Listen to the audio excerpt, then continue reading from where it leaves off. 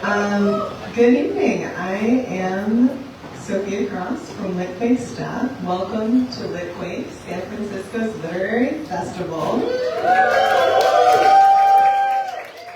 This year, we're bringing you 2.5 weeks of programming stretching from October 9th to the 25th with 150 events and more than 500 authors total.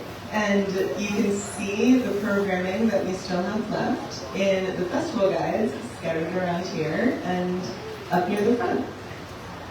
Tonight, we are so excited to co-present with Foglifter and the Stud the Foglifter Press 10th Anniversary Celebration.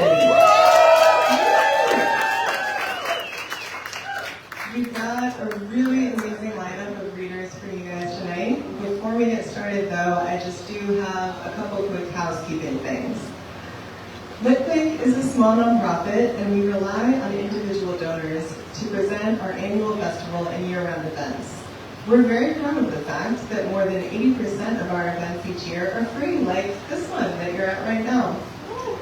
As you probably know, many sources of funding for programs like ours are in jeopardy or have already been eliminated. We hope that the events we offer create hope, belonging, and a sense of community centered on the written word. And if you support these shared values, please consider making a donation, either via the QR code up near the front, on the back of your program, or at the big shiny bucket that you saw as you came in. Surveys. You may or may not have noticed these surveys laid out all over the audience. Please do fill those out and hand them back to me. I will be waiting near the door with a little envelope. Those are very important actually, not only because we love to hear from you, but because we rely on the information to apply for grant funding. So thank you in advance. Before you go tonight, don't forget to pick up several copies, please. They have multiple issues back there of Foglifter. They are for sale in the back by the door. And finally, I'm about to just list a lot of things, but then we'll be done, so please bear with me. I'd like to thank this year's major festival supporters, Lisa Brown and Daniel Handler, the Hawthornden Foundation, the Margaret and William R. Hurst III Foundation, the Minor Anderson Foundation, and San Francisco Grants for the Arts. Thanks to our media sponsors, KQED, KEXP, KNLW, 48 Hills, SF Arts, Mission Local, City Side, Johnny Funchief, 7x7, Publishers Weekly, and Substrate. And last, if you want to sure. I won't stop you. That doesn't usually get applause, but I guess you guys are easily impressed.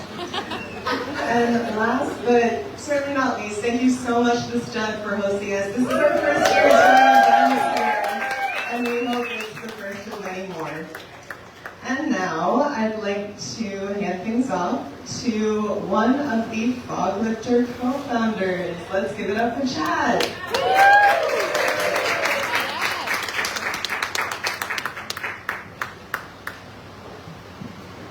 Hello. Is this good? All right. We are celebrating our second issue of our 10th anniversary tonight.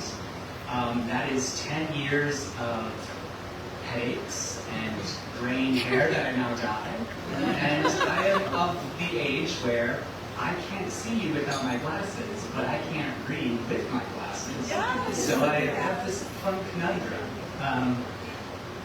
I wanted to say, first of all, just due to the timing of when our LitQuake event was and our printer and a few printing delays, the current issue is not here tonight. However, if you go back and to our table in the back and purchase the issue, we will ship it to you for free, and you can pick up a past issue tonight. So you won't leave with empty-handed. If you are new to Foglifter, we're a biannual journal of today's most dynamic, urgent, and delightful queer and trans writing. We are a space where queer writers celebrate, mourn, rage, and embrace. We're also, at this point, kind of a big deal. We've just won another Pushcart Award. And we've been around for 10 years and have published some incredible writers. many of whom you will hear tonight. Because we are 10, and because I'm the finance and grants person, I want to share some stats with you for the first 10 years. As of today, we have published over 850 queer writers and over 30 queer visual artists. We started as a staff of 2 on our first issue, and we have grown to a staff of 25 on our most recent issue. We pay our authors, visual artists, readers, hosts, and our staff. Foglifter has grown into an international journal. We have published writers from Canada, Australia, the United States, Nigeria, Germany, Singapore, Thailand, India, the Philippines, Greece, and Hong Kong and China. In our most recent round of submissions, 48 out of 50 states submitted to our journal, as well as work for Puerto Rico, which ended up in our issue 10.1. Most importantly, we wanted to thank you, our audience and readers. We couldn't have done this without you, without you showing up to these events tonight on a Thursday. I promise I'll stop talking soon, but I wanted to let you know we are open for submissions for our next issue in the spring, 11.1. It's through November 1st. We want your weirdest, tenderest, most transgressive, and exuberant work. And if you submit to us, it's free. And if you get in, you get $100 for your work. We are also open, and more importantly for the Bay Area, we are also open for our Start a Riot chapbook contest. Every year, judges select a queer BIPOC Bay Area poet who has yet to publish their first book. The winner receives a $3,000 prize, book publication, and $1,000 for marketing and touring. This is also free to submit to. There's no $30 submission sitting there. We are open. You'll like this better. We're open until December 1st, so it gives you at least another month to procrastinate. Finally,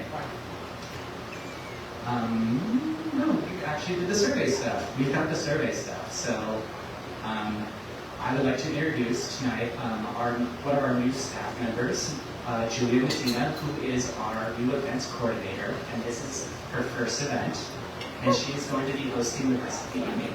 So let's give it up for Julia.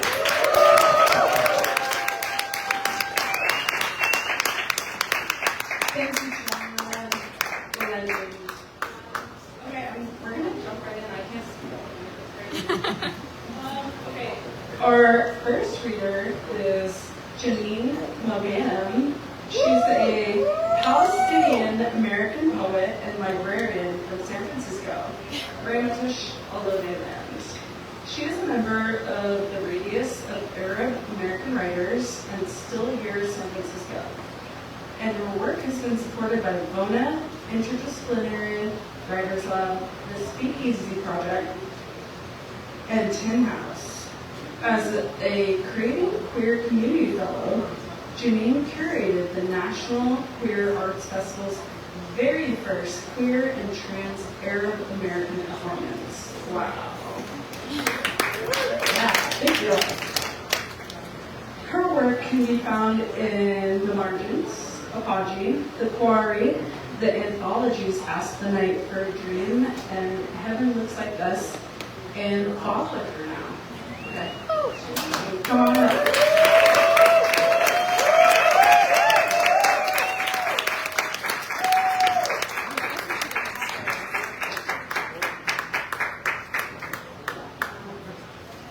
Thank you, everyone. I can't really see any of you, which might be a good thing. But I'm really proud to be a part of this reading, part of the journal. Happy that you all are here. Thank you, Foglifter, The Stud, and LitQuake. Really grateful to be in community, especially at this time. The first poem I'd like to read is it's called Eulogy to be read from right to left. It's in a form called the Arabic, invented by Marwa Hillel, and it's dedicated to Sada Hegazi. If you don't know Sada's story, please look her up. When visiting Cairo, my partner was my cousin. Not for real, like many of my relatives, but for survival. My partner had grown their hair long for the trip, and I was too nervous to make love. Two of many small denials for us in Egypt. We walked along a meal every day where people partied on boats strung with twinkling lights, and ecstatic wedding processions paraded by. Elf Mabruk. I thought, of course, of the Queen boat, and asked my friend if he went on any dates. He said, it's hard. You have to be careful not to get found out.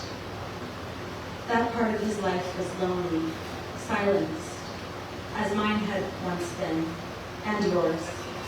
Bint al-Balad, shelved until useful like a kitchen tool. Awkward like the letter A, mangled by my second-hand tongue.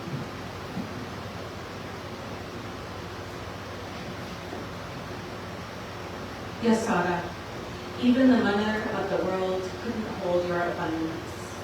Queer Arab woman, heart bursting with hope, so beautifully whole in that photo from the concert, smile radiant, flag flourished, your joy a vast spectrum, as you revel in fleeting freedom, a momentary haven.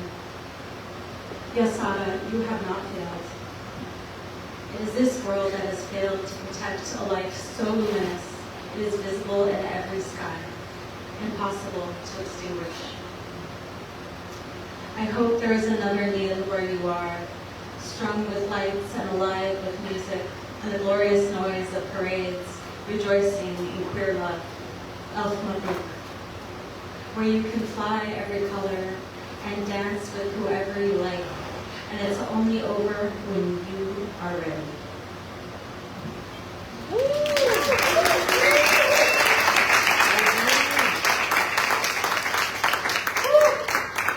Thank you so much. This is the final poem I wrote. And this is the poem that is published in the beautiful new issue of Foglifter. It's called Burning Haidun for the Diasporic Mind. Mold grows in the corners of the cramped shower stall. I stare at the wall and watch it crumble. I stare into the mirror and watch her die. These days, there are too many ways to look at yourself, but never enough ways to see. Make a list so you don't forget. Set a reminder to check your list. Put off everything on your list. My brain is so tired. These cuts on my hands, my arms, appeared out of nowhere. Notches in my skin, my heart. All of this in service to a God I don't believe in. The God of terrible men. What does it have to do with me?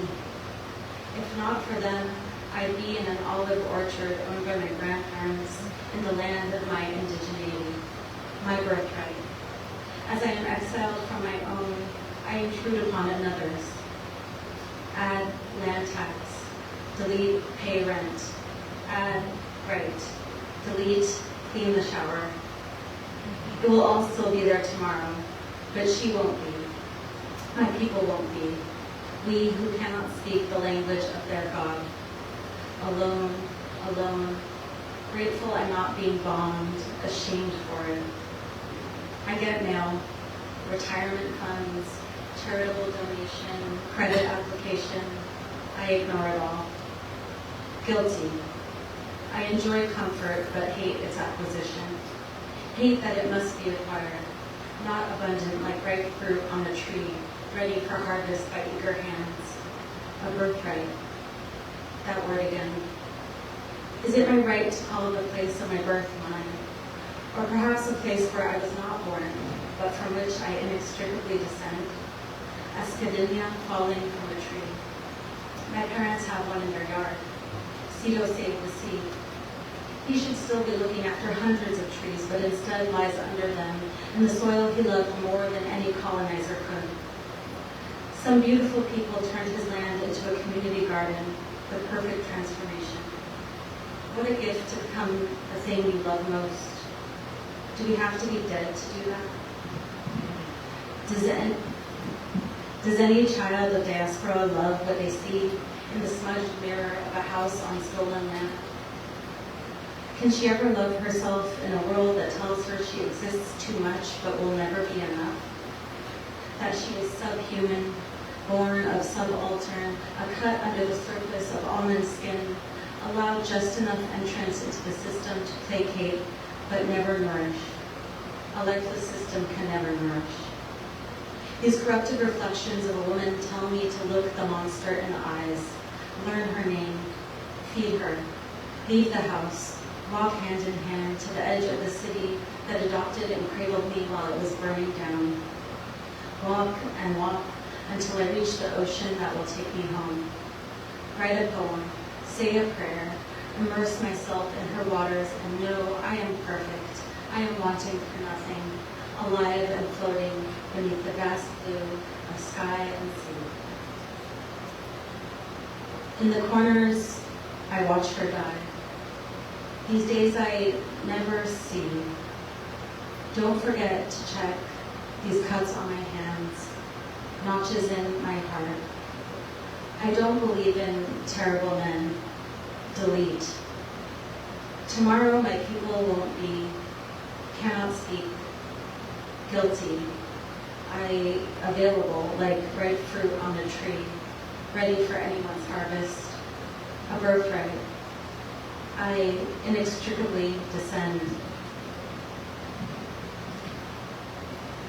Escadilla falling, loved more than any gift. Can she ever love that subhuman, subaltern, almond skin, corrupted woman monster? I learn her name, leave the city burning down, walk until I reach her waters. I am wanting for nothing, alive and fast. In corners, I die. These cuts cannot speak.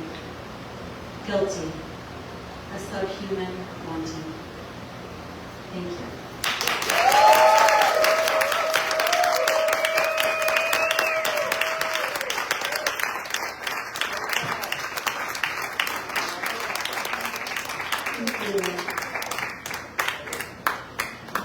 Well-deserved place in Foglifter. That was amazing. Our next reader is Wayne Bund. Wayne Bund is a writer, visual artist, and performer whose place-based work explores the intersection of fantasy and identity. His work centers on how a queer body moves through and reshapes real and fictional landscapes. Born in Portland and raised on a farm in Oregon, he is a Pisces with a Scorpio rising. He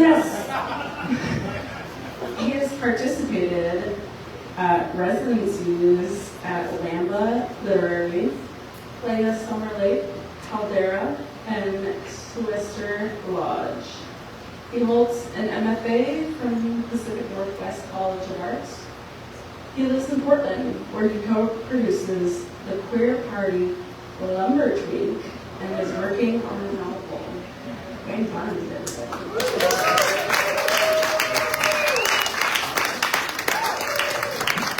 Thank you. I flew in from Portland today, and in my Uber, I realized I forgot the printout of my story, so I'll use the phone. How to throw a birthday orgy. Step 1. Identify needs and wants. I hosted a 50-person birthday orgy for my 44th birthday, bringing together my favorite friends, lovers, and sluts.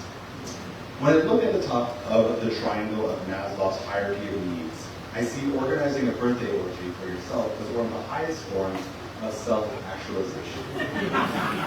At least for myself. I like bringing people together. I like holding space for people of common interests. I I like finding pleasure for the body around kink and identity. I like the sensation when I see a hyper-masculine image of an older man dressed in leather with a large phallus symbol in his mouth. And most of all, I like sex. There are many logistics that come with throwing a birthday orgy for yourself. There is the invite list, finding willing sluts, getting the house ready, making your boyfriend happy while you take over the home for 48 hours. And there is the buying of the orgy ham. But first, there is body and memory. Step 2, acquire cigars.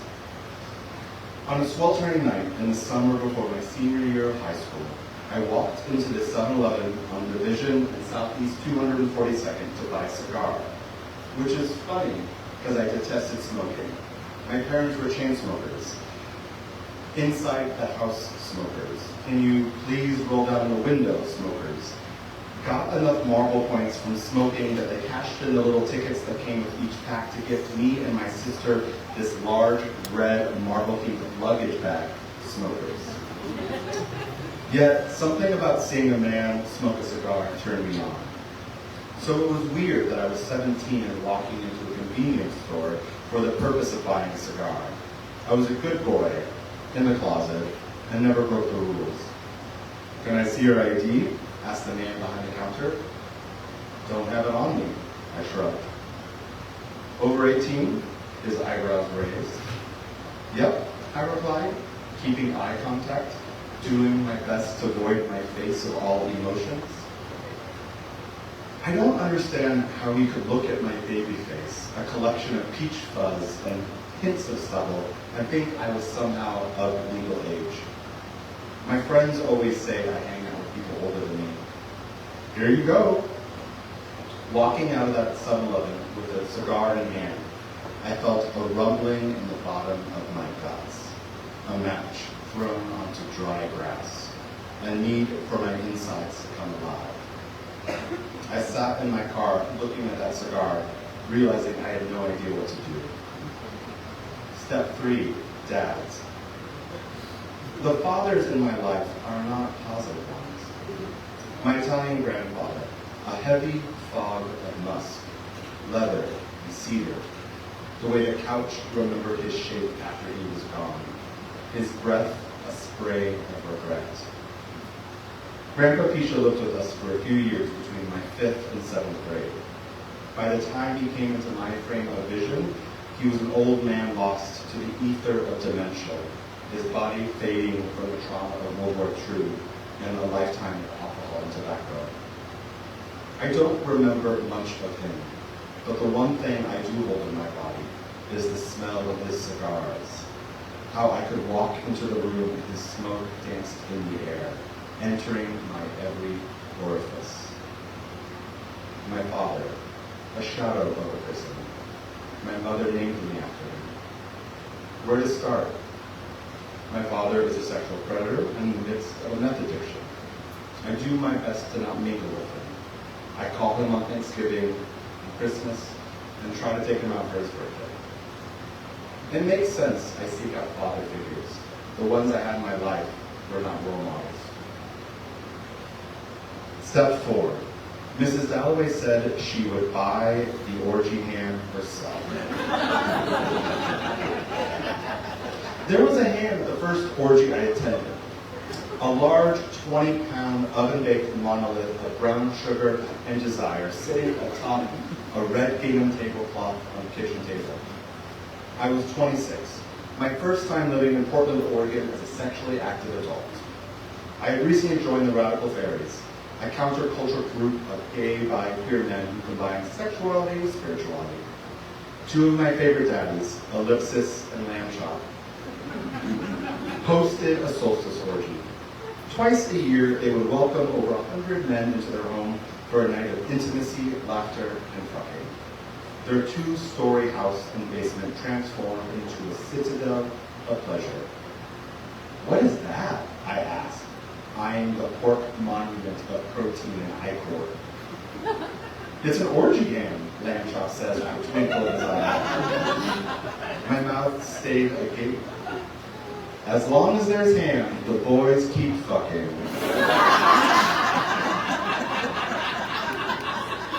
Lamb talk, hey boys. Just you wait.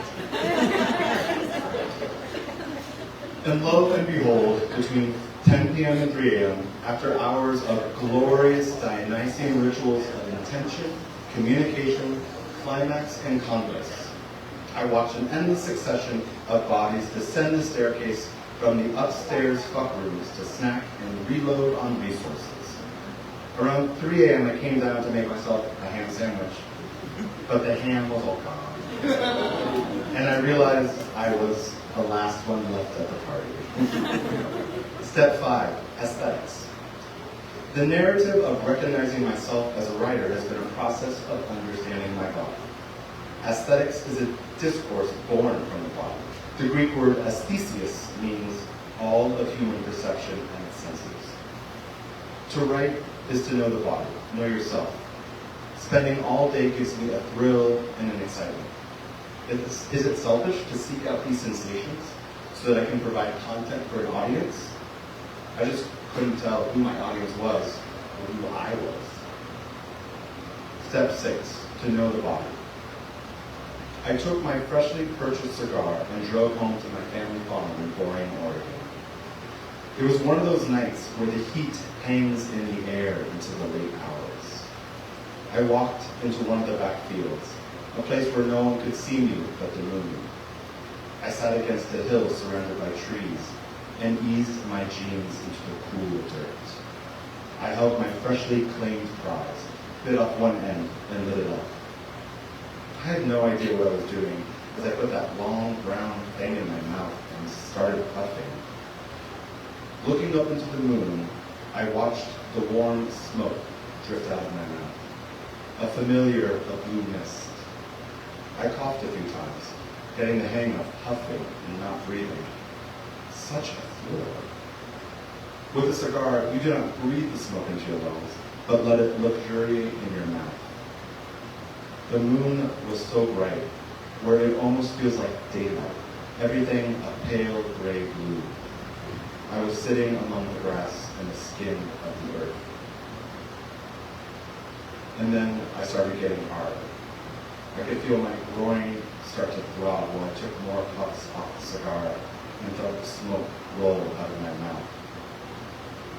I fumbled to unzip my pants, resting my bare ass on the earth, and started stroking while working the cigar. I kept jerking and hauling on that cigar until I shot into the dark earth in front of me. As a 17-year-old closeted virgin, this was one of the most exhilarating moments of my life.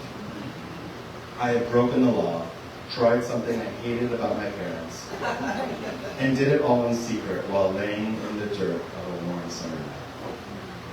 Thank you.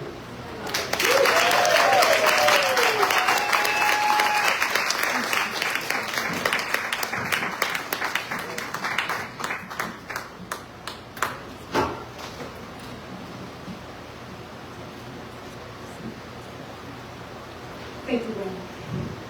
That was interesting.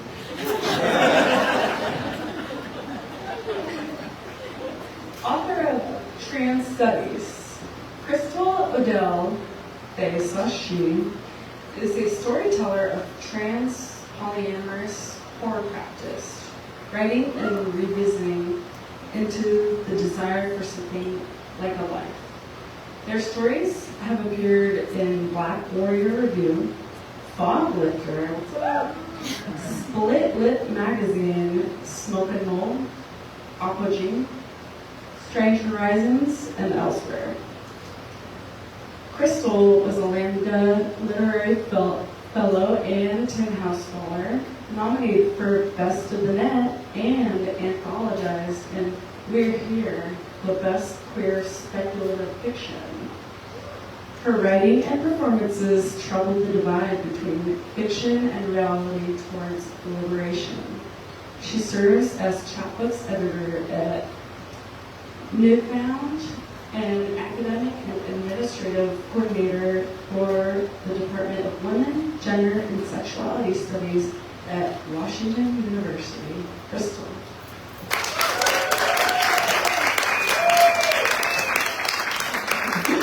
You did great. Hi. Thank you, everybody. Wow, these incredible readers, could everybody just Lady Galloway had a orgy ham herself. A lifeless system can never nourish. Y'all are killing me. Laughter and grief, and I know we need the laughter to sustain us through the grief. And we need to be here with each other in this time. I can't see you at all. They're not lying. You're just faceless see. It's a little creepy, but I think there's love. I feel the love. Thank you, Foglifter, for publishing my little story, Target Weight, which is about botched boob job and trans misogyny and disordered eating, all the hits. I'm going to try to steer clear of the grief. I'm only reading pieces of this to try to find a little light in living. So, here we go. Top surgery, boob job, breast augmentation. The decision to be big necessitates the rice test. Dr. Mold's instructions are clear. Snip a pair of leggings at the ankles, spoon cups of rice, quinoa, or rolled oats into the booties, equivalent to the CCs of your disjointed implants. Then live in them to determine breast size. 250 cc's feels obscene. At my secretary gig, my baggy early transition blouses come back in style to thwart the stare of coworkers. 225, 220, deflating daily. I feel cozy in my 180s until the virtual pre-op with the surgeon. I'm concerned, Mold says. The size you're wearing doesn't match your goal photos. He recommends at least double, 350 to 425. I trust him. After a local doctor made me flex like a carnival strongman to prove that the dangerously underweight trans girl on her examination table was too strong to risk implants under the muscle, I waitlisted a year longer and hustled for the cash to afford a good gender clinic here in San Francisco. Her words, quote, "The bags will likely show through your thin skin," haunted me, as if how my chest looked wasn't the point. The first week doubled in oats, cheaper than quinoa and more accurate than rice, girls.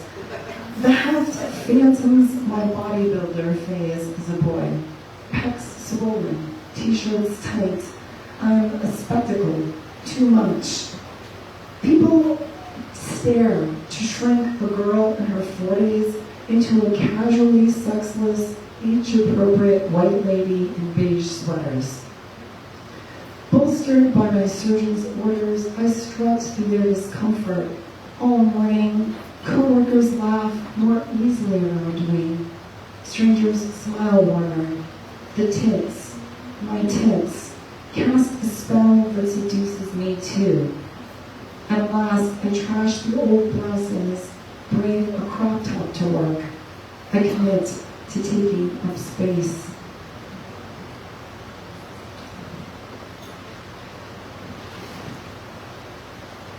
The nurse points to the scale. She needs my weights to complete the pre-surgical checkup. Don't worry about your sweater and shoes, she says. I'll subtract 5 pounds. Don't look, I tell myself, stepping up only to watch the machine betray me. Vampires, we eternally suck.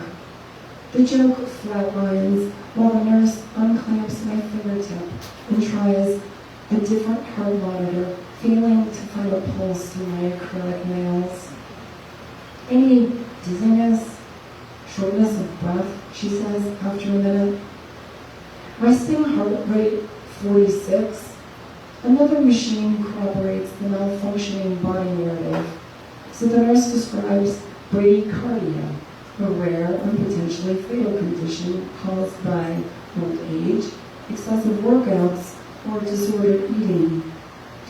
Before I can explain, she needs to tell the doctor who will sign a consent form to declare me fit or unfit for surgery. Alone in the examination room, awaiting judgments, I weigh the evidence.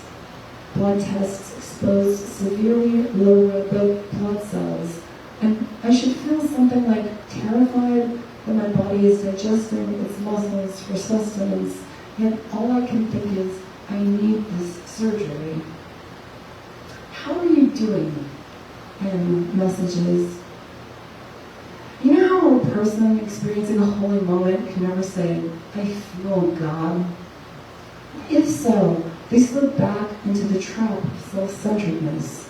I wouldn't say I'm good, like I think the solution isn't more thinking about me, but more awareness how I'm a problem. I text all this to Em. Okay, she says, but like, how's it going though? Honest, I haven't purged since family intervention night. Lifting weights, my latest craze, fuels an irritating hunger that force feeds me 3 protein-laden meals a day. Plus, the nightly popcorn, plumping my hips and thighs. I'm bigger body, less fatigued, and more capable, yet my immovable weight frustrates me. Or, am I a double agent, duping myself by believing I'm duping myself? The work, another manifestation of my sickness, is the disorder winning. I'm tired of fighting for a break, I write. The doctor knocks. Ready or not, the results come in.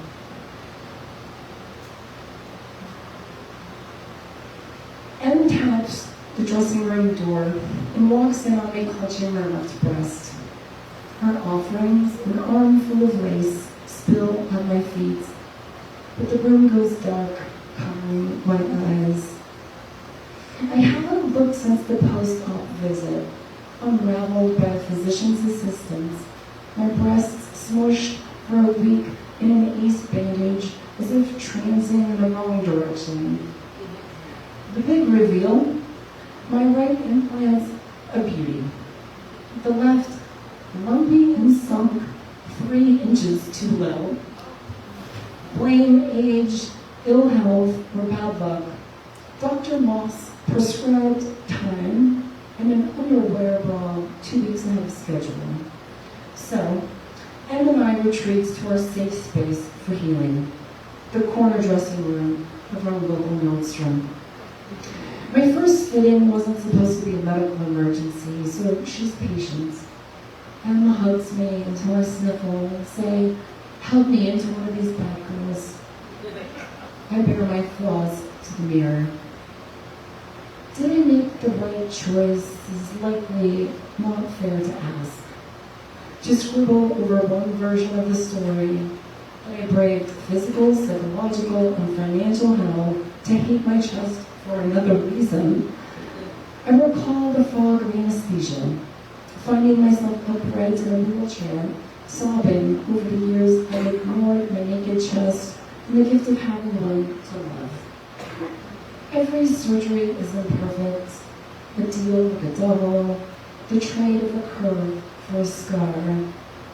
Possessing a vessel hyper-visible, yet less seen through as a bimbo or more, endangers me further against trans-misogyny and drag as common sense. Girls always wish they'd gone bigger, goes the cliche, but my grief isn't regret. I'm mourning the fabulous self, she who wasn't and never will be. Y'all are very patient while I flip this page. Thank you. Okay, this is it. My girls are 32 double D, we learn. Thank you. Jesus, talk to me after the show. The first cup to Snugga reflects back to me.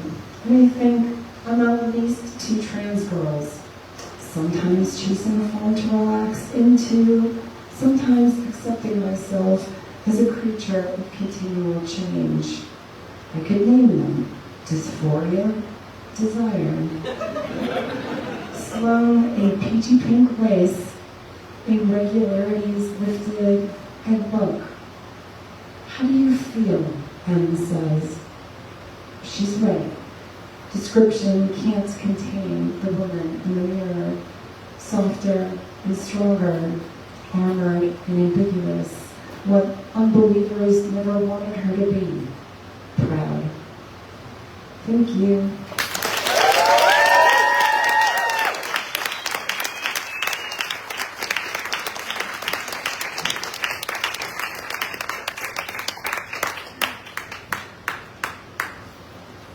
Thank you, Crystal. That was amazing. Wayne Michael Stanley is a transgender writer and filmmaker whose work explores queerness, class, restorative justice, grief, and healing. His writing has appeared and is forthcoming in Prairie Schooner, Electric Literature, The Rumpus, Foglifter, Gravity, and elsewhere. Lane's films and plays have been presented by 35 film festivals and 21 theaters in 25 states and 4 countries. Whatever, no big deal. Same.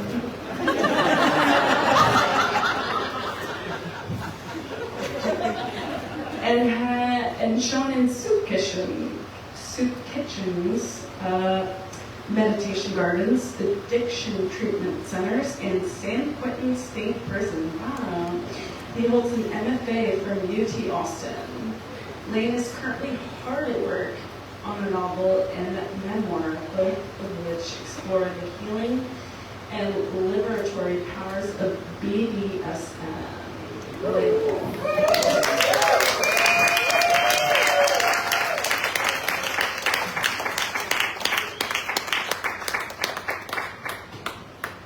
Thank you. Hello.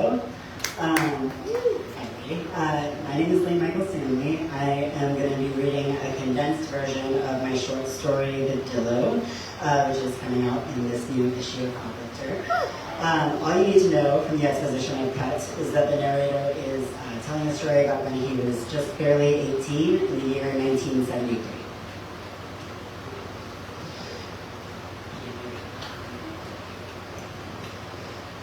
When Daddy started making more money, I knew I had to get the hell out of Dodge.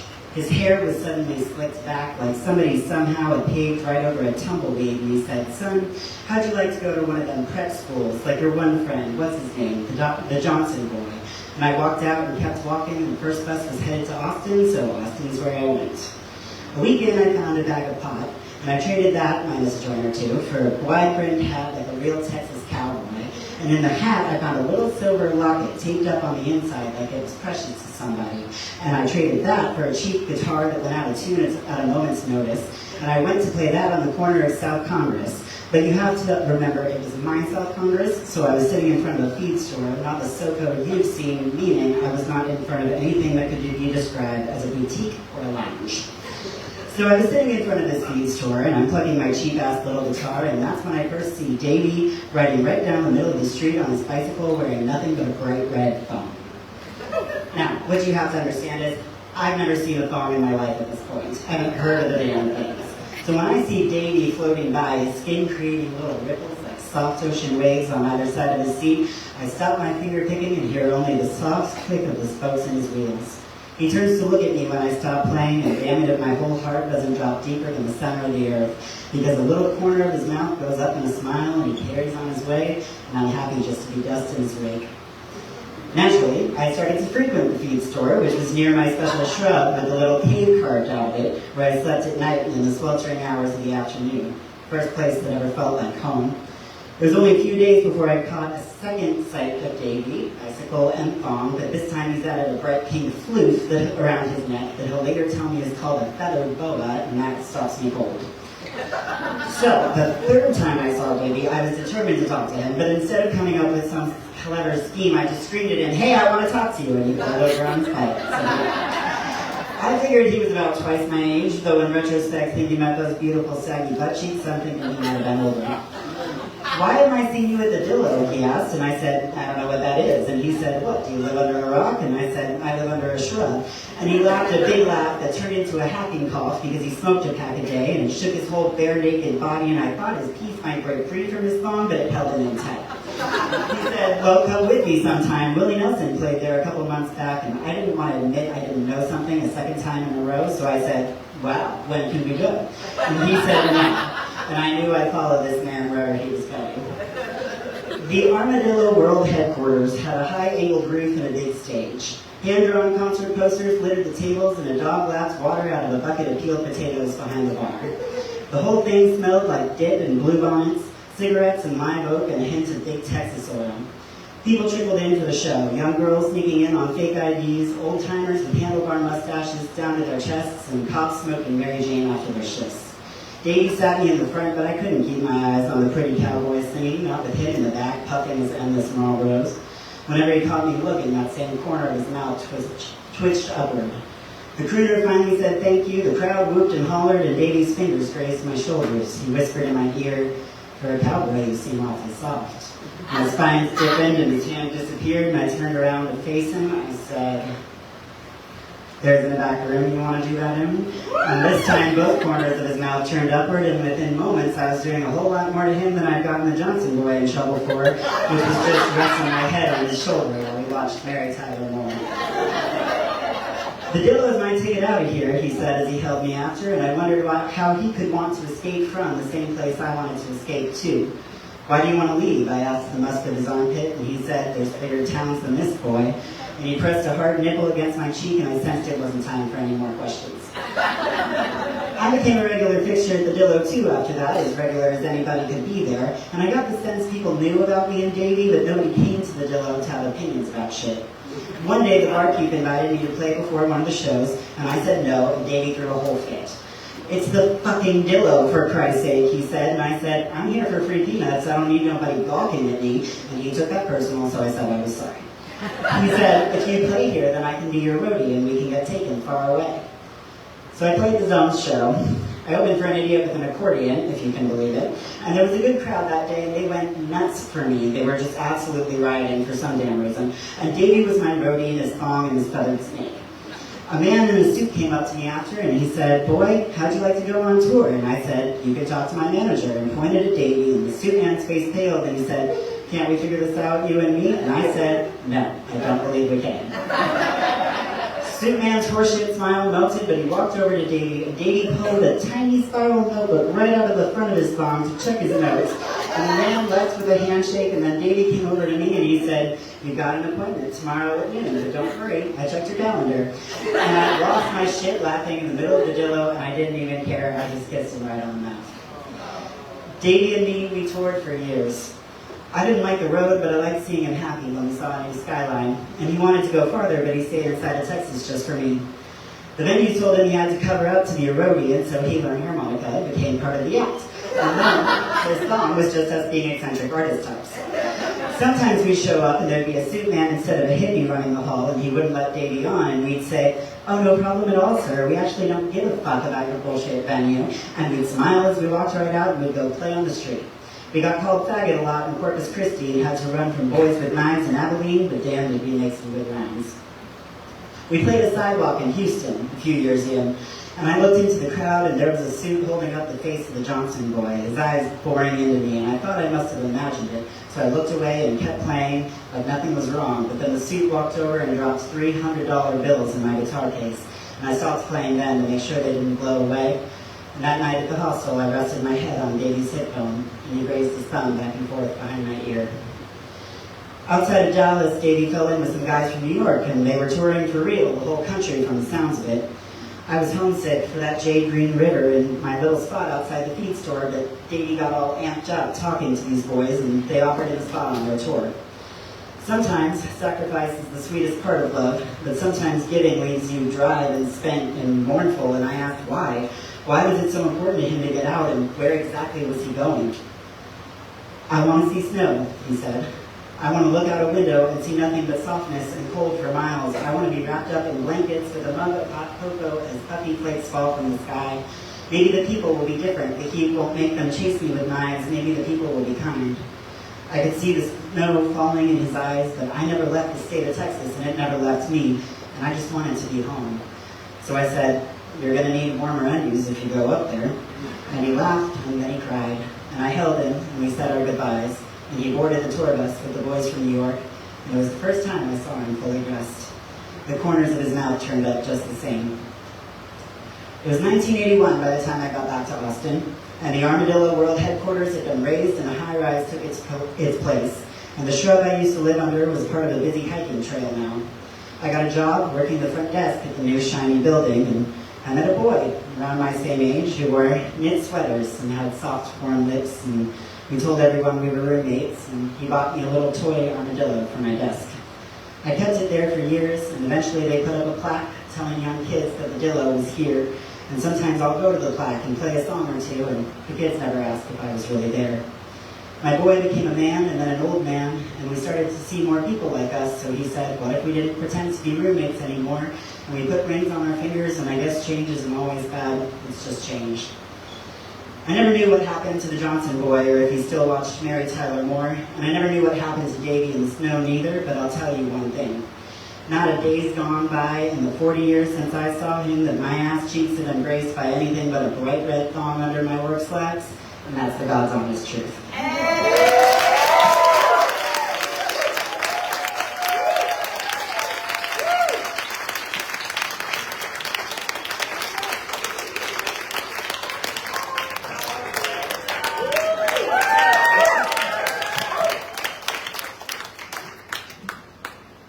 Thank you for, you guys were amazing. We're gonna take like a quick intermission. We're gonna do like 10 minutes. I wanna thank the stud again. They really, truly are letting us be here out of the kindness of their heart. And so that means we just have like a small like bar tab that we have to reach. So please get a drink. Please tip your bartender. And be back at 8:32.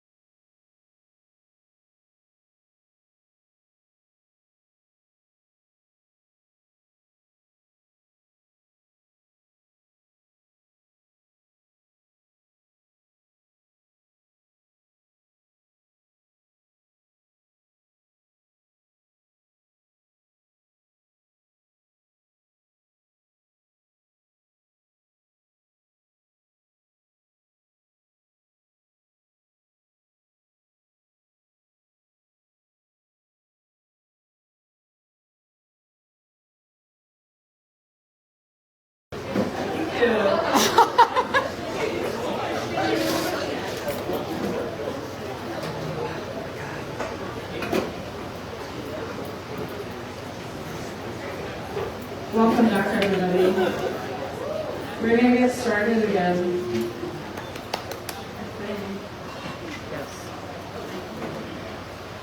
Okay. Welcome back. I hope everybody got a drink and ordered a book and supporting Scud, LitQuake, and Foglifter. 3 very cool San Francisco staples. Our next reader is Rae Gouirand. She taught me how to say it in French, and I probably didn't do it right. She is the author of eight titles of poetry nonfiction, including Glass is Glass, Water is Water, Score Press 2018, The History of Art, that's by the Alice Review 2019, and The Velvet Book from Cornerstone Press 2024. Her next book, Whatever Dimness or Brightness, is forthcoming in fall 2026. She leads several long-running independent workshops in Northern California and online, including the cross-genre workshop Scribe Lab, and serves as a continuing lecturer in the Department of English at UC Davis. Give it up for Wayne.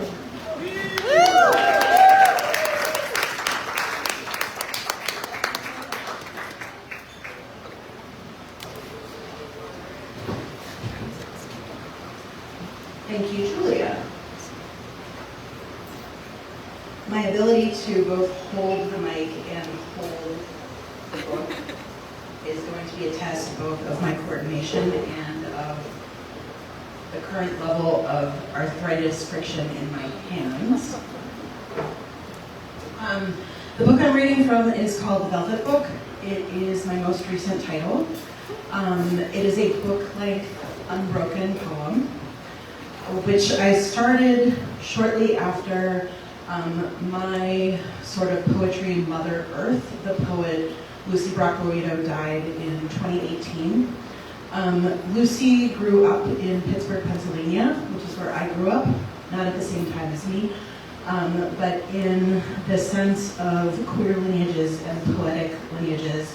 I was thinking of her for as long as I've been reading her and reading poetry as the person who gave me a different version of the place that I come from, in every sense of the word. Everyone knows, if you follow poets, that when they grieve publicly, it's a really beautiful occasion. And in the wake of her death, I was greatly comforted and moved by descriptions that many people I did not know shared of her salon in her private home in Cambridge, Massachusetts, which was apparently, at least in one room, upholstered floor to ceiling in red velvet. I've been unable to get that image out of my head ever since. That is an image that compelled me to write what I thought was going to be a long poem, and which, over the course of the 2 years that I was working on it, blossomed into a 400-page draft that I then spent the first year of the pandemic revising down and concentrating and distilling into the thing that it is now. But it is as much a meditation on poetic lineages and the ways that other people's voices get inside of our heads and our pulses and the ways that we see the world, as it is also about my personal reckoning with queer marriage and with what commitment means to me as a queer woman, and the process by which I came to understand it in my own terms. So as an unbroken poem, I kind of just, when I read from it, just jump in somewhere.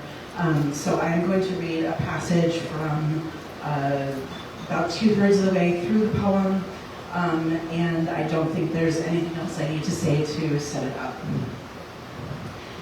In the narrative, I was the ruin, creased from the nap, never taught to say my own name.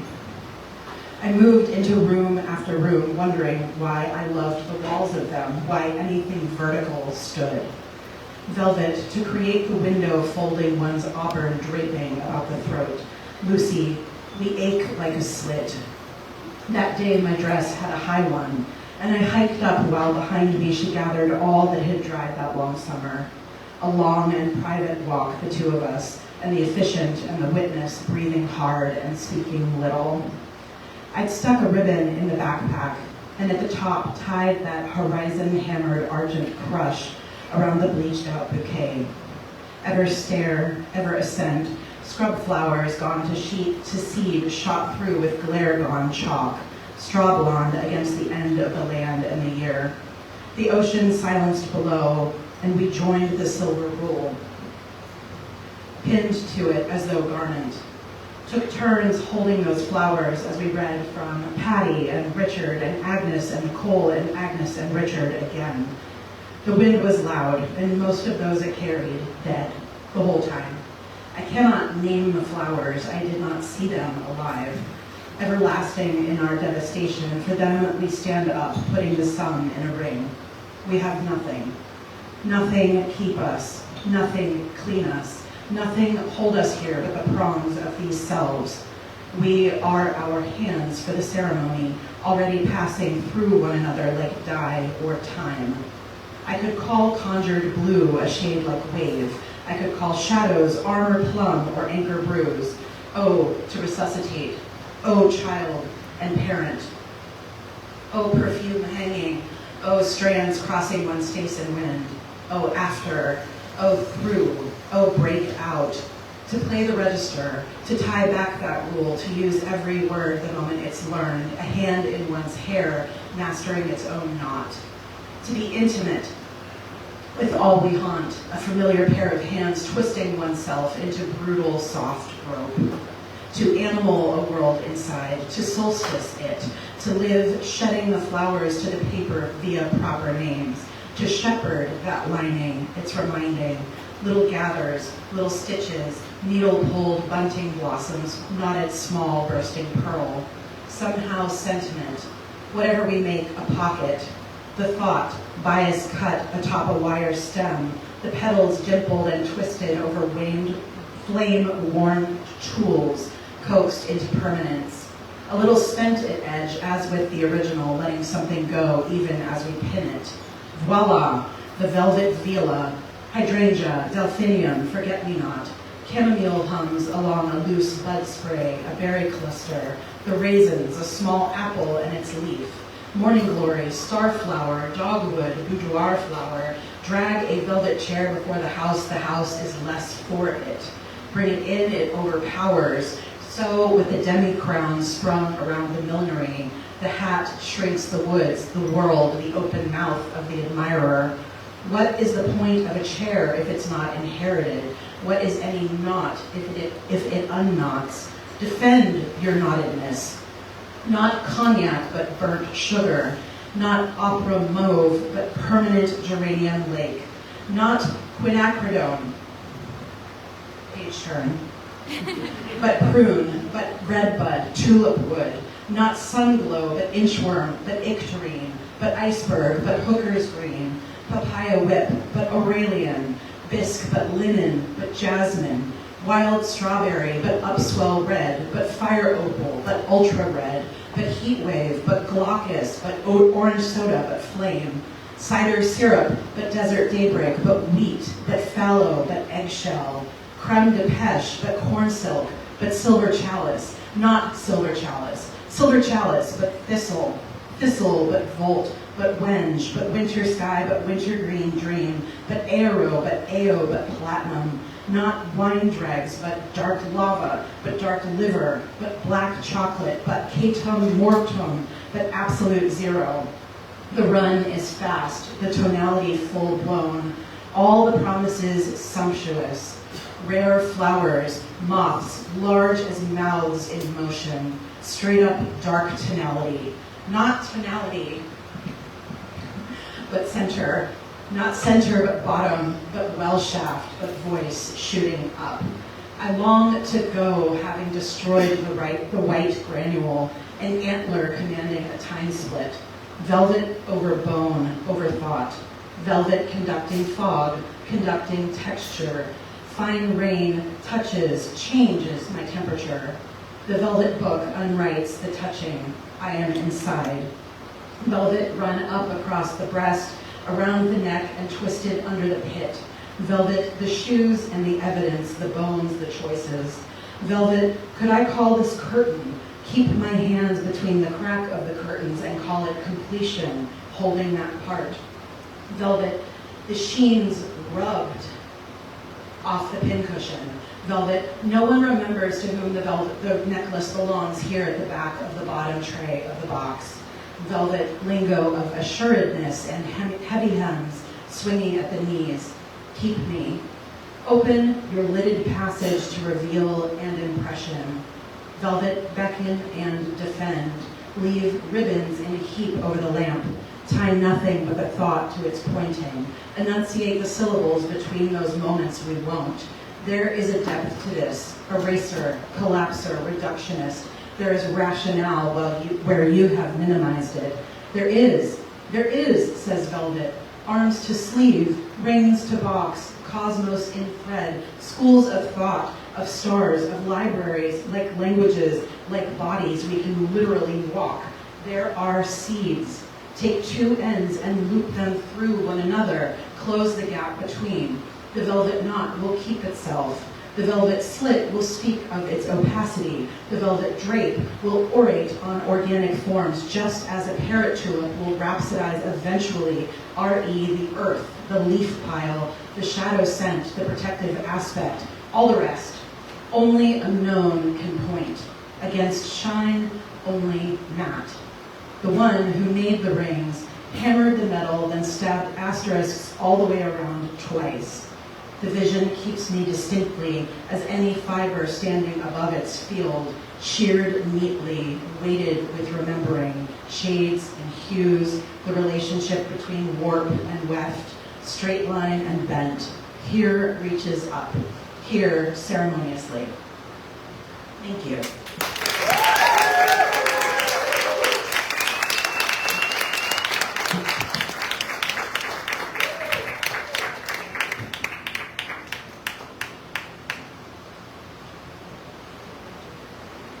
Hale Bosse is a queer, non-binary writer, educator, and community builder from the Pacific Northwest. Their first book, Aurora Comes Online, explores gender performance and identity in the age of girlfriend thoughts. It's forthcoming from Game Over Books.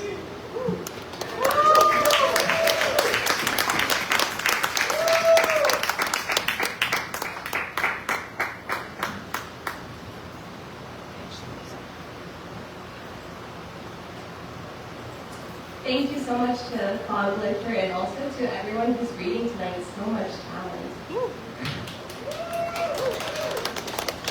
And I think all these poems are coming in my book, so you're getting a sneak peek. Consecration. Lick me in the alley behind the church where the tourists take their pictures. This isn't about you and I, but the soft and slicking sound of your tongue rearranging hairs translucent on my cheek. Inside, the empty risers face off with empty pews, their services gone smooth without touch, but we, with unwashed hands and wrinkled button-downs, know how to hold the ebbing of a moment. We of uncut mouths and leaking selves know what it means to change from one form to the next. Bread to body and back again. Something to be held in the mouth, a hand, between arms and legs, and not at all.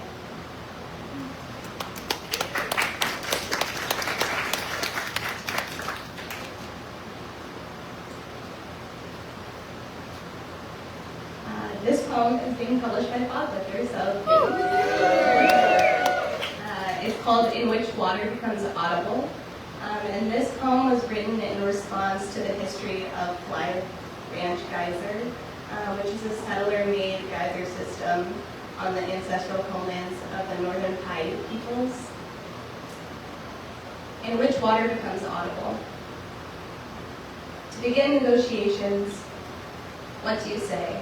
As in, please submit a proposal, 14 words or less, to be allowed to splinter in. Would you be amenable, or would you be a man about it?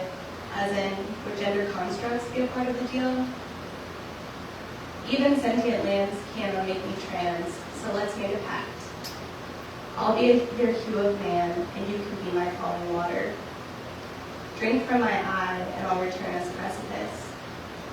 We'll be a cycle, unbroken, breaking across the landscape. Whoops! I didn't mean to objectify you like that. This is my first time sinking with a reclaimed break. Stanzas don't count, only spit their melodies behind our backs and laugh when they think the song might be over. This is my first time as a man of the woods, man of the house. This is the first movement of recomposition. The water I am, the steam I could be.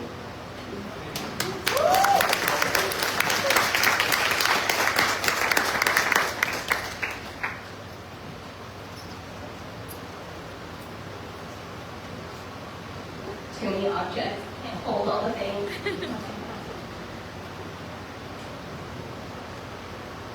Utopia is the name of a town in Texas where I can't get an abortion. It's funny. At first, the internet tells me utopia in the US is unfindable, and then it uncovers 6. Somehow, most of the world's utopias lurking in Florida and Kansas and Illinois and Ohio and Texas. And there are so many places I can't go if I don't want to die at the end of a weapon pointed out a passenger side door, or lose my body to a fault line, or smash my face against the stones below the feet of my lover. And utopia is the name of a gay bar in Malaysia and Florida, and a building with undisclosed intention a half-hour drive from my mother's house. And in the study of criminology, utopia is antithetical to theft.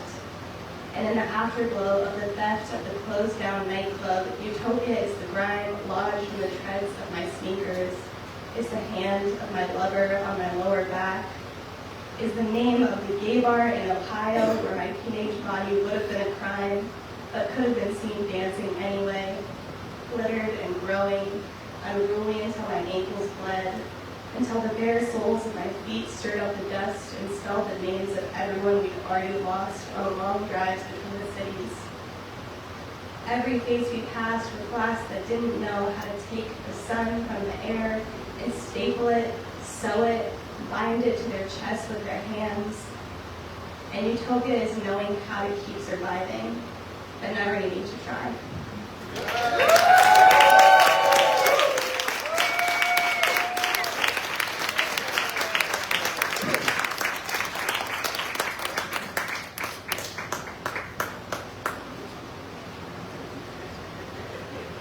Sam Sachs is the author of the novel Odelle, long listed for the National Book Award, and the poetry collections Pig, which was the best book of the year, 2023, Vulture and Electric Lit. And Furious, winner of the James Laughlin Award, and Madness, which is the winner of the National Poet Series. They're the 2-time Bay Area Grand Slam champion and teach in an interdisciplinary arts program at Stanford University. Come on. That's me. Thank you. Good evening, babies. How are you? Okay, what a stunning reading, huh? Yeah, fun. I'm honored to be here. Happy 10-year anniversary, Foglifter. Honestly, you make so much possible and are a really profound and important intervention into not cute world of publishing and literature. So thank you. Yeah. Okay, I'm gonna do 2 poems and then stop talking to you. Okay, they're both about the stud. That's so nice for the stud. Okay, so I got, I'm working on a new book, and there's a sequence of poems about gone queer spaces. And when I first moved to the Bay, it was in 2009, and I lived next to Mr. S. Leather with some nightmare faggots. And like the stud was a refuge for me. So this is a poem about the old stud. And then I got a poem about the new stud. The stud. Across the industrial parking lot, I lived with two cokeheads who still owe me $500. At the time, the bar would have been 44 years old, which means I wouldn't have fucked it. Still, it welcomed me whenever I fled my apartment into the bone-dense world of strange girlies making playthings of the night, crossing the asphalt truck beds and syringes into that collapsing palace where horror dragged itself out of camp into pleasure. The shows were called something. The performers injected hormones under spotlights, cut themselves and bled real blood.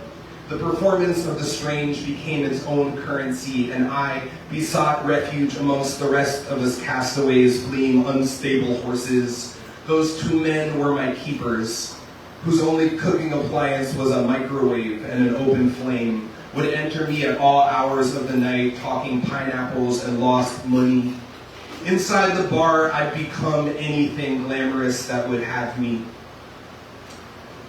Painted eyes on the eyes, pay no mind to the dirt staining my collar, my paleness up all night staring at the terrified door. Look only now to the color masking my lips, the coquettish way I've begun to sip whiskeys. Listen, inside this augury, let me tell you exactly what I will become. And I will become it. Oh my God, thank you for the raucous applause. Did y'all go to the old stud? A couple of folks? Okay. Yes. Okay, this is about standing in line for a sex party here. I'm in the middle of a midlife renaissance. And right now, I've been trying out different titles on this, and it's called Not Floff. You know this? Okay, y'all, okay. Which is an acronym. You know. Okay. Okay, not a flaw. Right. Waiting online for the sex party. Sebas and I go back and forth inventing parties we'd rather be attending. What we'd throw if money, physics, and the law were all different animals. A vaccine and hormone distro party with a cry floor and dance bathroom. A party where we assemble arms and storm the pharmaceutical headquarters, stoned in hand-stoned gowns. A party where we dance on the ceiling before flooding the street to shatter the windows of every living Waymo. Conflagration party, extrication party, assassination party. Munoz's gestures, the dance floor can be, quote, schemata of a forward-dawning futurity. And I can only tell you what this means dropping it low on bad knees. The future dawns on us like a daily egg in the breaking present. The price of eggs is skyrocketing, so it's cheaper to throw stones. The party and poem don't share the same constraints as the fire marshal or bureaucrat.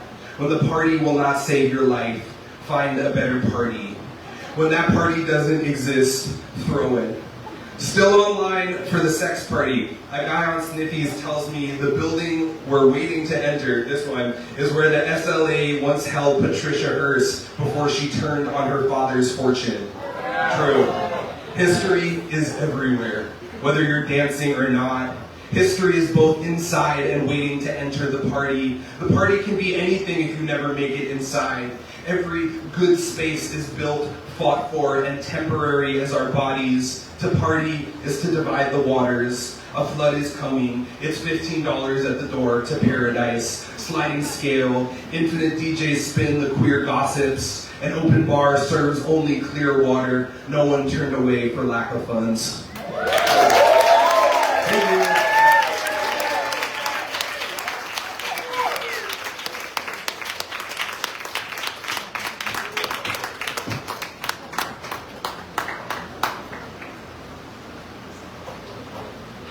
Hazelton is a poet, comic, and educator from Phoenix, Arizona.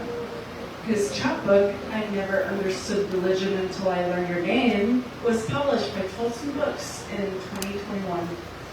Other works have appeared in Best New Poets, Foglifter, Painted Bride Quarterly, and others. He lives with his 2 cats and step hug.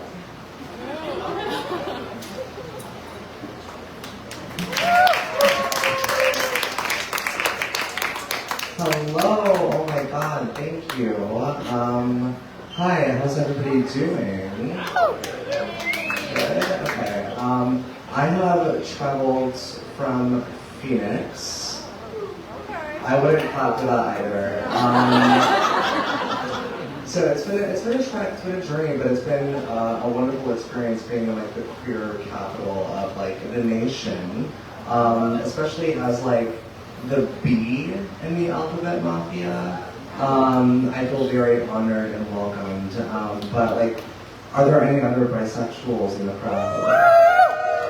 Period. Okay, what about my L's? Where are my L's at? My G's? My T's? My Q's? My pluses? And it's like nobody's like a premium subscriber to the queer community. No, I actually like am envious of like the plus people, you know, because I'm like, you like seem like a subscription, you're behind a paywall, and like I'm over here, I'm doing like shit for the community that is so disgusting for free. And like dating is so hard. Like I'm very fortunate. Recently I got into a relationship with another queer person, which means we moved in together after 5 minutes.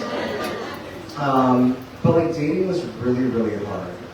Especially this year, like I just turned 27.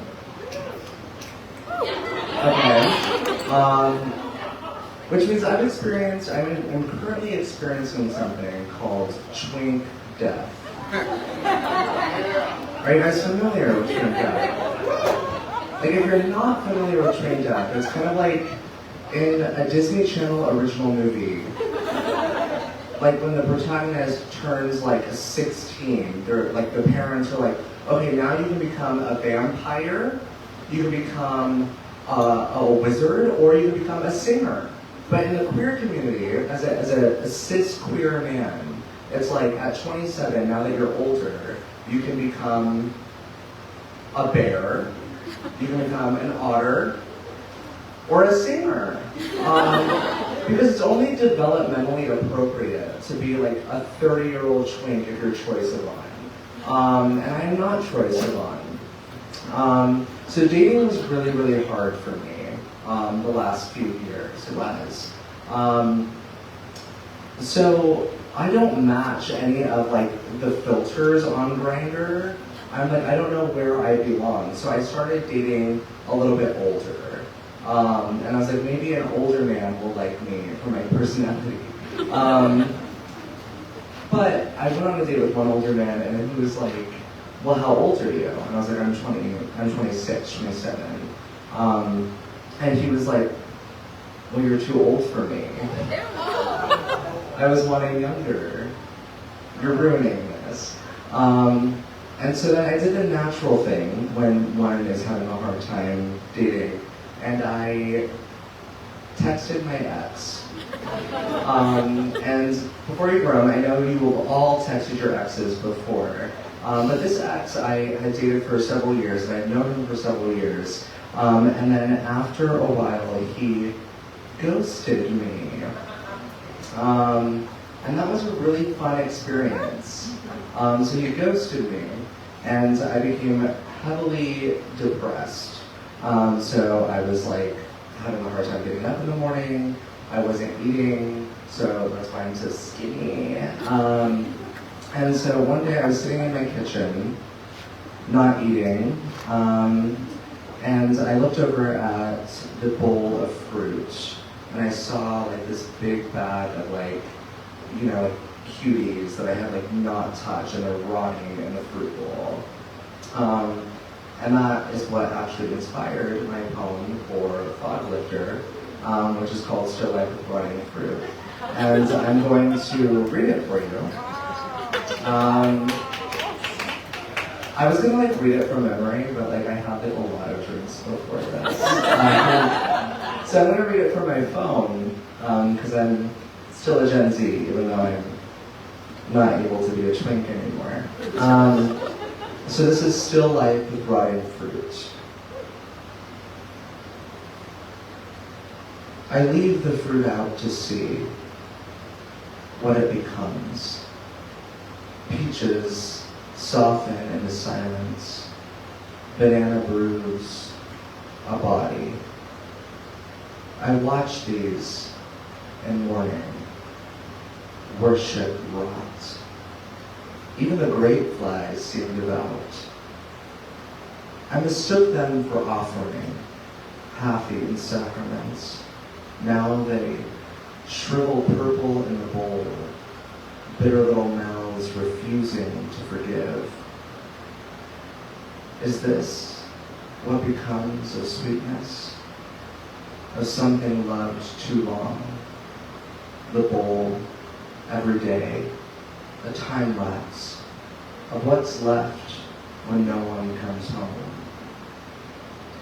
All my knowing withered in a snapshot.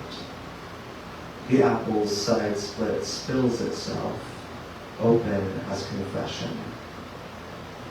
God, I wish you could see it. The mess, the fruit, the way I call it beautiful just to survive it. A still life of what we never named. Please, show me that it happened. Even the rot. Yes. Even this. Thank you so much. Catch your F's. Take your bartenders. Right.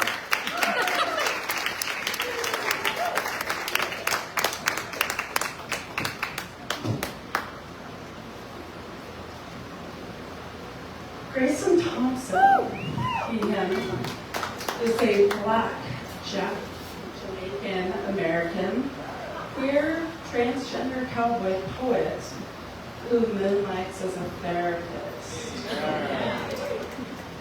He is the inaugural slam poetry champion of Santa Rosa, California. A mouthful, Grayson is the Foglifter Press's 2024 Star Riot Chapbook Prize winner, what a deal, with Sand-Bodied Florida Boy, and is the winner of Right Bloody Publishing's 2024 Jack McCarthy Book Prize for his rolling collection, A Congregation of Alligators, September 2025.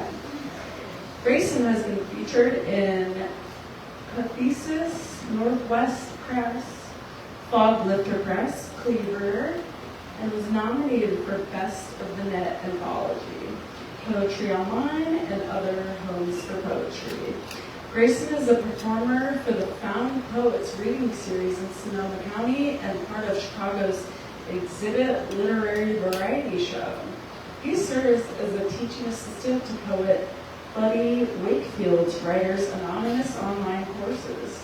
A wanderer, he lives in Northern California on Southern Humboldt Territory, aka Santa Rosa, where you can find him hiking, curating salad recipes, and in awe of the ocean. He chooses madness, honesty, and full-hearted. He hopes you can find some of these in his poems.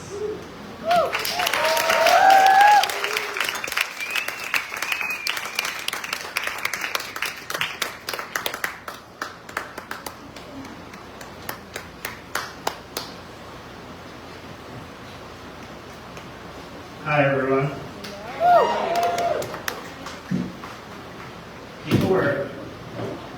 People were stepping up on here and I didn't feel confident doing that. My name's Grayson. I'm super excited to be here.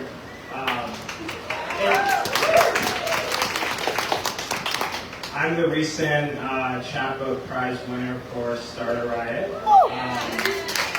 I'm so excited. I was lucky enough to get 2 books published in 1 year this year. But this is my baby. This is my first book. I've thought about him for a long time. And I've just been held so much by Foglifter and supported so much by the folks here and the team here, and I have this vast amount of love.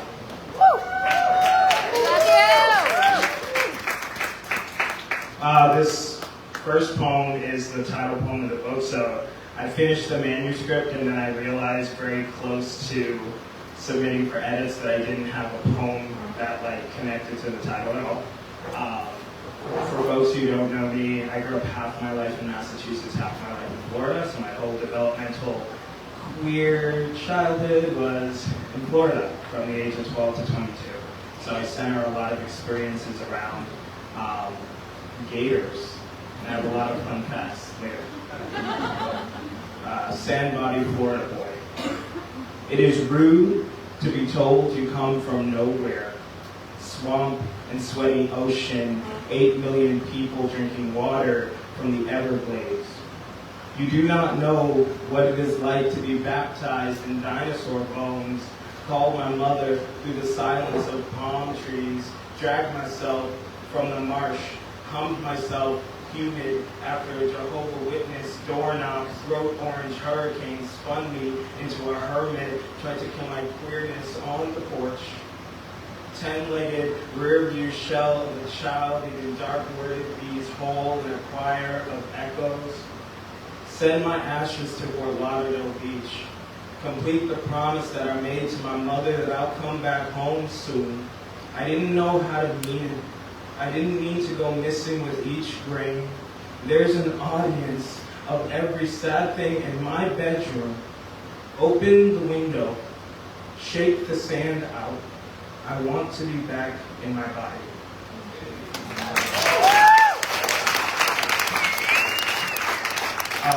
So I'm going to read a couple poems from this chapbook and hopefully one from my full-length collection. This chapbook is being sold back there. Buy it if you want. If you don't, that's cool. But buy it so Foglifter gets money. I really, really appreciate that. The rain and beautiful things that purge. This story was true. There was a girl out there binging on her mother's leftover projections. I wanted to spike her with sunshine so that her blackouts would look like dawn. I felt like a dead labyrinth of word search puzzles, only kept here by scars binding my book body. I, like the girl from another life who vomited up all of her, I lost loving myself in my alphabet soup bloodstream. Thought if I bent back my head far enough, the slice of the pen would fill the missing words in. Wow, it is how... I told her we were both going to get tattoos that said we're going to practice not blowing up our reflections. There's enough bad luck out there without our help, and our mirrors deserve better treatment than that. She once asked me, write me a poem about loving my body. Please, I need it. Or about not losing control, or overthinking about overeating. She found the poem. I don't know if she found it in the dark, at the end of everything she let out.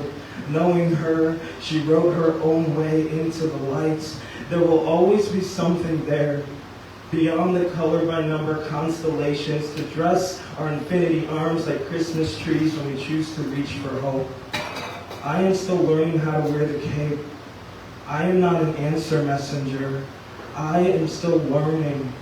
Her smile reaches both ends of hello, and that is what love sounds like when it comes home.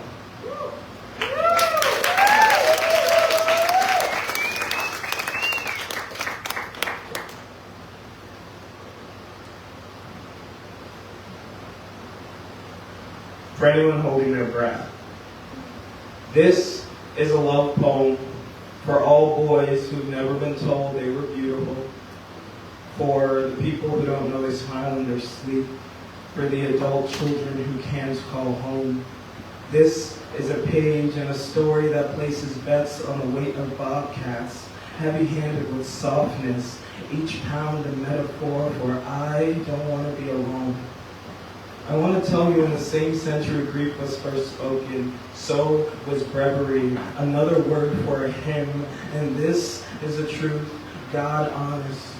Some of us have applied for the vacancy of being alive since before we were born.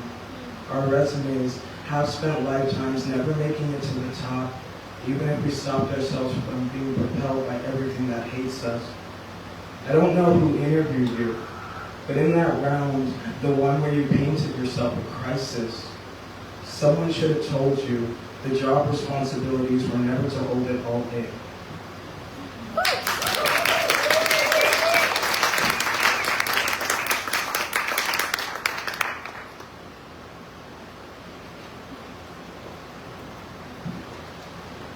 This is a congregation of alligators. Very excited. This poem, so I'm trans, as my bio said. Thank you. Yeah. And I think a lot about how passing I am and how that shows up in a lot of different ways in my life. But oftentimes it's very strange conversations with like cis het men and how like I'm very curious how they perceive like intimacy. So this poem was born from that experience. What it's like to be a stealthy fag. Which of the following memories occurred closest to a grocery store? A. Suspended against a dirty wall, jeans unbuckled, cold belt clinking, hot hands, palm bald head, maybe someone sees us. B. The older man says, I am getting goosebumps just talking like this. Which of the following memories was in reference to hometowns? A. Suspended against a dirty wall, jeans unbuckled, cold belt clinking, hot air, hands, palm bald head, maybe someone sees us. B. The older man says, I'm getting goosebumps just talking like this.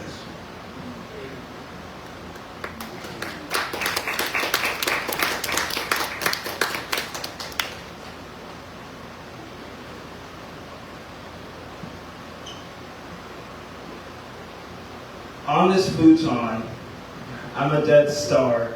My first body was the bottom of the food chain, learned from predators who mashed mountains that grew women out of scraped knees. They grinded my girlhood to rubble with a smile so sharp buildings bled. This light is crazy. Taught me the amount of people my mind can become is a drinking game for every ignored no. I was all boys hidden in beaches. An ocean of drowning baboons, some monsters putting makeup on in the bathroom. We are all afraid of something. I've leveled my chest with the thundering of knives. My woman is 6 pounds removed. Been studied from a well of wet eyes, deep-throated buckets of irises. Made myself a light switch in the tunnel when I am lost in the emptiness of morning streetlights. I open my mouth. In every breath a sun whistle, every cry the answer to relief. If I can be in 2 places at once for a song as long as the saddest sentence, I'd stand between the border of who I was and who I am, singing echoing melodies on and off like direction indicators for the rest of my life. A name is only our parents' feelings, yo. It was never a beginning. It is not the answer to birth. Take it or leave it behind. I created myself in a chat box, wanted Amazing Grace to be my parents, a landscape of synesthesia, a choir song ripped from the gutter. I am a dawn of morning glories, falling when there's no one around. Every trip a reminder of how badly the earth needs me. Love is knowing that our biggest feelings come from the sound the door makes when it closes. My closet, my bedroom, my mom's house. When you come to the door, knock on me real hard. Listen.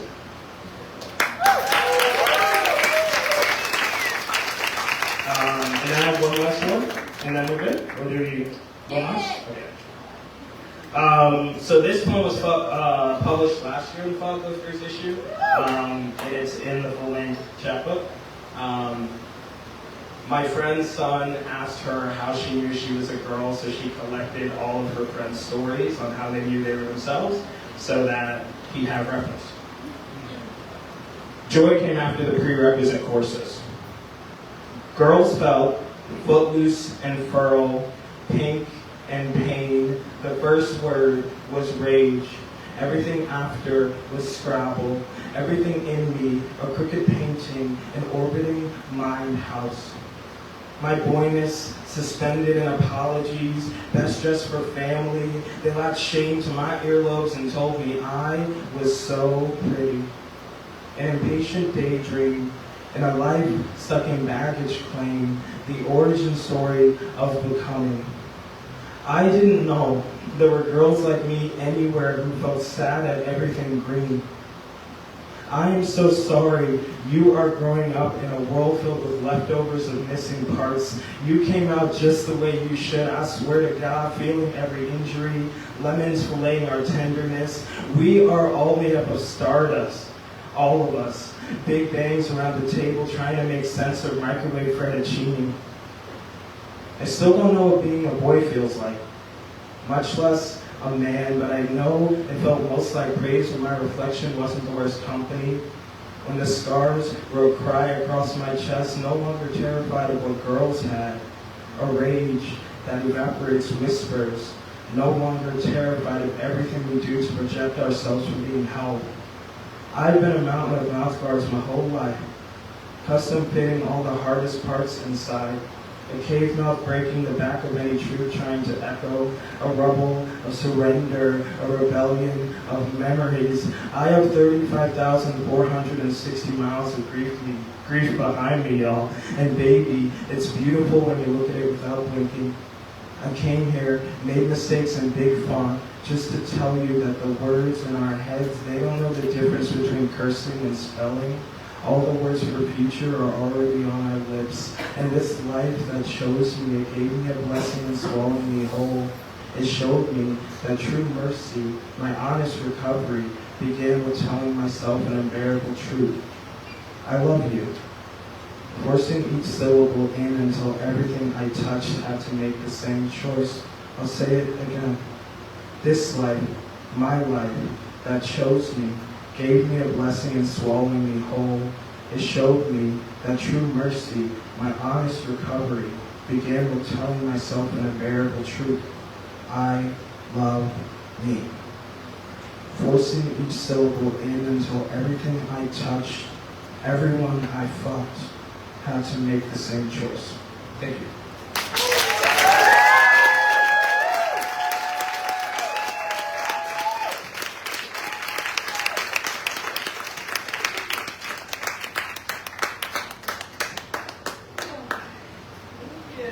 Thank you. Thank you, everybody.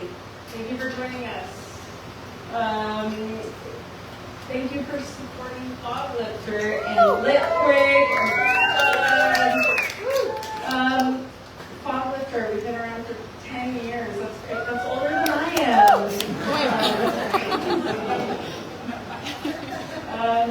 Thank you, LitQuake. Again, Sophia, you're amazing. Thank you for existing and continuing to inspire readers and writers to thrive every year. Thank you for your generous time, and yeah, thanks, LitQuake. Sorry, I lost my mic. Lastly, okay, thank you, Stud. Thank you so much, Stud, for opening your doors to Foglifter and LitQuake so warmly and generously time after time. And lastly, thank you to our fantastic audience. Without you, none of this would exist. Love, greatness, everything. Without each and every one of us, none of this is possible. Foglifter's next event will be here again. It's a comedy show, fundraiser. It's going to be right here at the Stud. It's on November 16th. Mark your calendars. Until then, thank you for being here and celebrating our queer voices and Sophia from LitQuake has one more thing to tell us all. Thank you so much.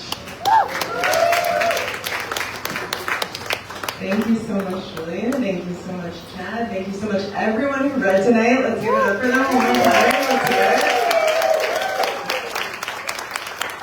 And so now the stud is still open. I hope you all continue hanging out. If you haven't bought a drink yet, please buy one. If you already have one, please buy another. I am exerting peer pressure. I have been led to believe this will be effective by dare assemblies, etc. So, fingers crossed. And please fill out your surveys, and you can give them to Autumn, our amazing social media manager here tonight, our other friend. She's waving. She's so excited to hear what you think about our programming. And I hope to see you again at some point over the next week, because we still have a ton more amazing programs in store. All right, let's hear it one more time. Thank you so much.